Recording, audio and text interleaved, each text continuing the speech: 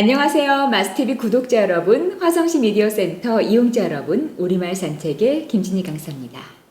우리말 산책, 오늘은 내가 생각하는 것들을 잘 정돈해서 말하는 방법들을 알려드리려고 합니다. 아주 눈여겨본 책이 한 권 있어요. 그 책 소개를 하면서 자연스럽게 잘 정돈해서 말하는 방법들을 알려드리도록 할게요. 책 제목이 조금 길어요. 밤을 새워 준비해 혼을 다해 말했더니 그래서 하고 싶은 말이 뭔데? 라고 들었다. 이게 책 제목이에요.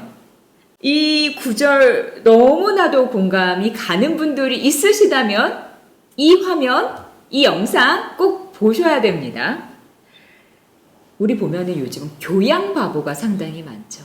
아는 것은 상당히 많은데, 지식이 많은데, 할 말도 많은데 이게 어디서부터 어떻게 정리해야 될지 몰라서 주먹구구식으로 얘기를 하거나 정돈하지 못하고 이야기를 하거나 아예 꿀먹은 벙어리처럼 말을 못하시는 분들도 간혹 있습니다.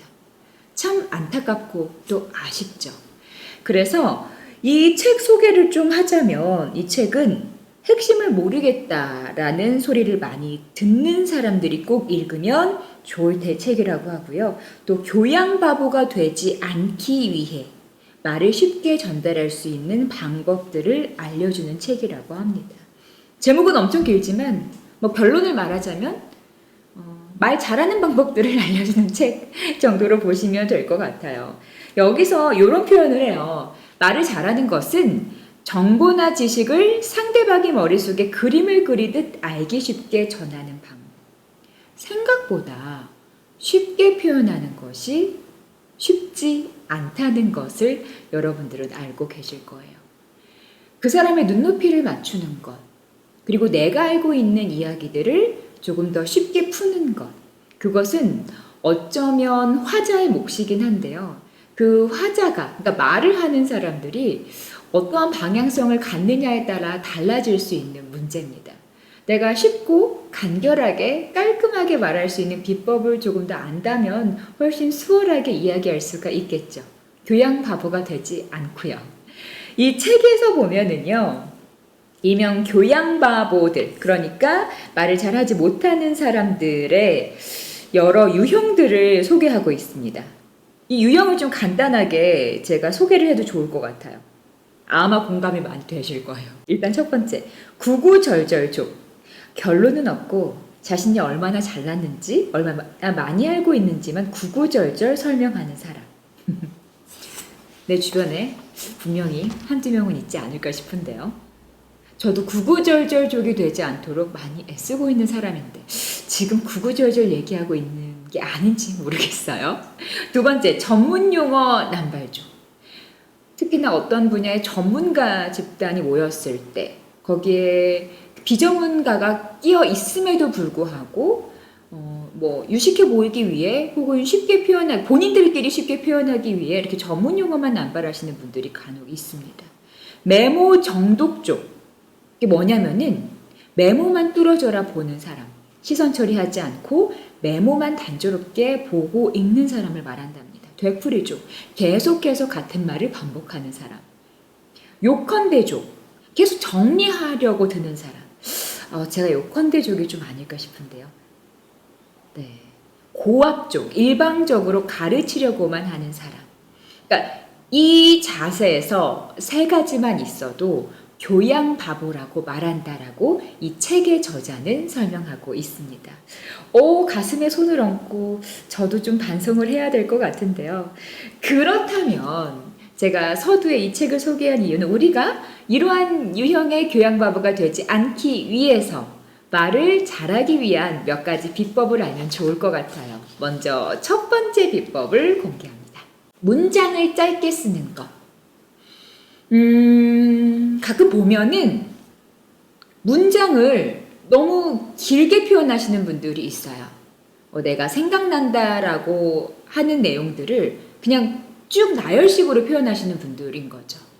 그리고 본인이 얘기했던 문장이 이 정도의 길이라도 중간중간 말하면서 생각이 나면은 계속 문장을 이어갑니다.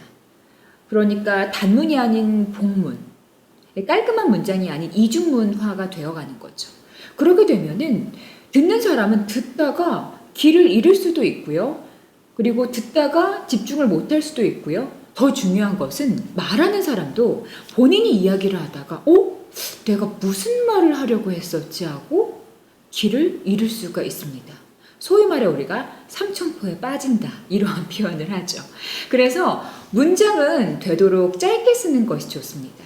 글이라는 건 기록성이 있기 때문에 쓰고 길더라도 기억이 나지 않는다면 돌아가면 되지만 말이라는 것은 내뱉고 끝나는 휘발성이 있기 때문에 우리가 상대방의 머릿속에 잘 기억에 남기 위해서는 말을 할 때 되도록 문장을 짧게 쓰시는 것이 좋겠습니다. 그리고 두 번째, 요점을 2개 혹은 3개 정도 내서 말한다. 숫자 3은 스티브 잡스가 상당히 좋아했던 숫자입니다. 우리가 스티브 잡스를 프레젠테이션의 대가로 알고 있죠. 스티브 잡스가 숫자 3을 좋아했던 가장 큰 이유는 그는 어떠한 발표를 하듯 3개의 키워드를 넘어가지 않았습니다. 그가 그렇게 한 이유가 있죠. 3개의 키워드가 넘어가면 그 다음부터는 사람들이 기억하지 못한다. 아마 잘 떠올려 보세요. 내가 5분의 수업을 들었든 50분의 수업을 들었든 내 머릿속에 남는 키워드가 생각보다 많지 않을걸요. 아마 3개, 많게는 4개 정도가 한계이지 않을까 싶은데요. 우리가 기억 천재가 아닌 이상은 우리의 머리는 한계가 있습니다. 그렇기 때문에 여러분들이 정돈해서 말을 할 때 내가 중요한 키워드가 몇 개가 있는지, 너무 많다면 좀 솎아내야 되겠고요. 아예 보이지 않는다면 중요한 키워드를 만드는 것도 방법이겠죠. 그래서 그 키워드가 2개 혹은 3개가 넘어가지 않도록 하는 게 좋습니다. 이렇게 내가 2가지를 설명할게요. 이 3가지가 중요한 요점입니다. 라고 서두에 설명을 한다면은 듣는 사람들은 훨씬 더 편안하게 들을 수가 있겠죠. 자, 그리고 3번째 방법은요. 이거 다 알고 계실 내용일 것 같은데요. 결론은 가장 앞에 말한다. 서두에 말한다. 2갈씩으로 말한다. 다 아마 아실 내용이에요. 근데 우리는 소위 말해서 배경 이야기, 까는 이야기를 늘 앞에 넣습니다. 우리나라 사람의 독특한 습관 때문에 그런 걸까요? 아니면은 앞에 탁 임팩트 있게 이야기를 하면 그게 무언가 좀 불안한 느낌일까요? 우리는 늘 중요한 이야기가 뒤에 있고 그 이야기를 조금 정리하고 설명할 수 있는 이야기가 앞에 붙는 경우가 상당히 많은데요. 순서를 바꾸셔야 합니다. 그래서 내가 생각했을 때 중요한 결론을 가장 앞에 놓고 그리고 그 뒤에 내가 부연 설명을 하거나 내가 이 주제에 대한 어떤 새로운 이야기들을 전달을 하는 것이 훨씬 더 좋습니다. 교양 바보가 아닌 진짜 교양인들을 위한 말의 기술을 설명을 했는데요. 제가 늘 말씀드리죠. 말의 습관이라는 것은 머릿속으로 알고 있는 습득보다는 내가 몸으로 부딪혀서 가랑비에 옷 젖듯 잘 실천하는 체득이 중요하다. 여러분들 일상 속에서 누군가와 함께 소통을 할 때 좀 중요한 이야기를 서두에 두는 것, 문장을 짧게 말하는 것, 약간의 의외성을 갖는 것, 키워드를 중심으로 말하는 것, 이 정도만 지켜주셔도 그 무리에서 말을 가장 잘하는 분이 되지 않을까 이런 생각이 듭니다. 우리말 산책 마스TV 구독, 좋아요, 알림 설정 필수입니다.